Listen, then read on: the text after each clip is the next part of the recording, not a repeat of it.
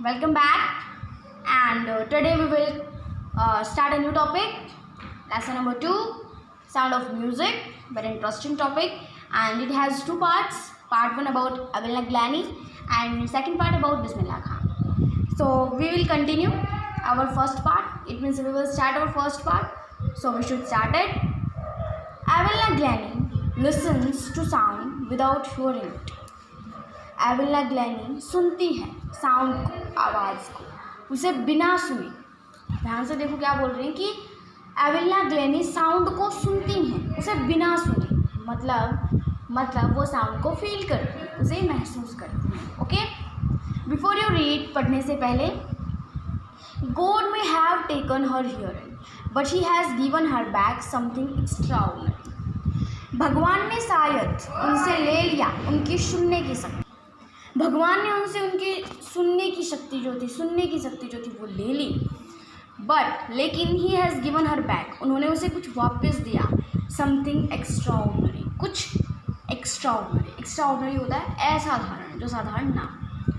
क्या बोला जाता है, क्या बोल रहे हैं कि भगवान ने उनसे उनकी सुनने की शक्ति तो ले ली, लेकिन उन्होंने कुछ वापस दिया, कुछ एक्स्ट्राऑर्डिनरी, कुछ असाधारण सा।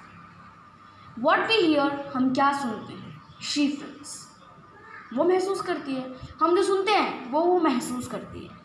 Far more deeply than any of us, far बहुत दूर, more deeply बहुत गहराई से, than any of us जैसा कि हम करते हैं। क्या बोला जा रहा है कि हम जो चीज़ सुनते हैं ना, वो चीज़ वो महसूस करती है। She feels, and second thing, वो इतना महसूस करती, इतनी गहराई से महसूस करती जितना हम में से कोई नहीं कर सकता है। हम तो उसके दूर दूर तक भी नहीं कर सकते हैं।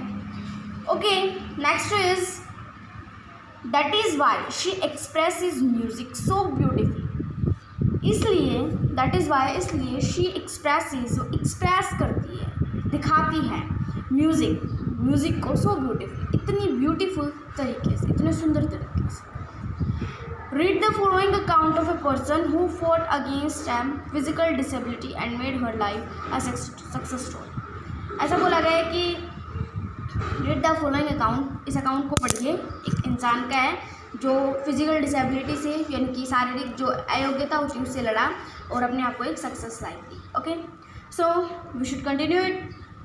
रस hour crowds jostle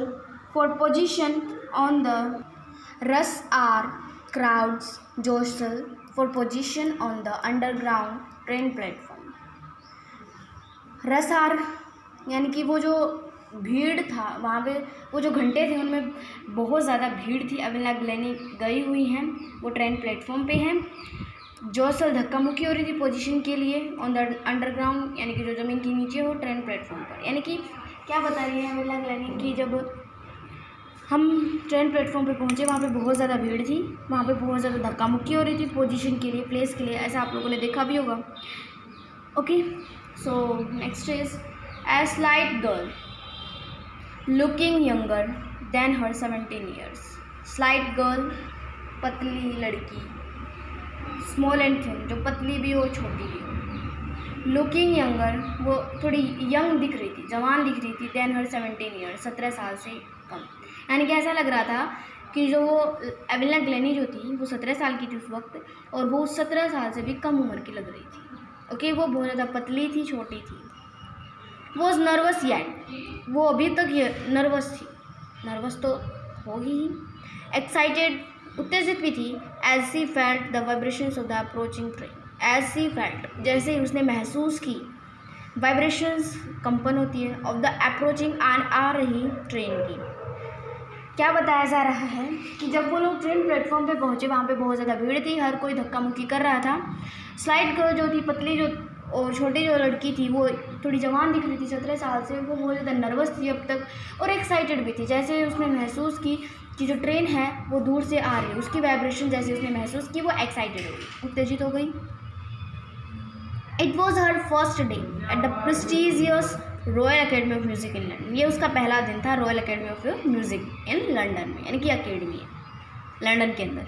and daunting enough for any teenager fresh from Scottish farm, और वो काफ़ी डर रही थी। डॉन्टिंग होता डरना, फ्राइटनिंग डरना, इनफ काफ़ी डर रही थी। फॉर एन टीनेजर फ्रेश, एक जो टीनेजर और फ्रेश हो, जो अभी अभी आया हो फ्रॉम ए स्कॉटिश फार्म, यानी कि स्कॉटिश फार्म से जो अभी अभी टीनेजर आया है, उस वैसा देखते हुए वो काफ़ी डर रही थी। ऐसा लग रहा था, देखो जब भी हम कहीं नई जगह जाते हैं तो हम लोग डरते हैं, थोड़ा बहुत नर्वस हो जाते हैं, फ्राइटनिंग करने लग जाते हैं।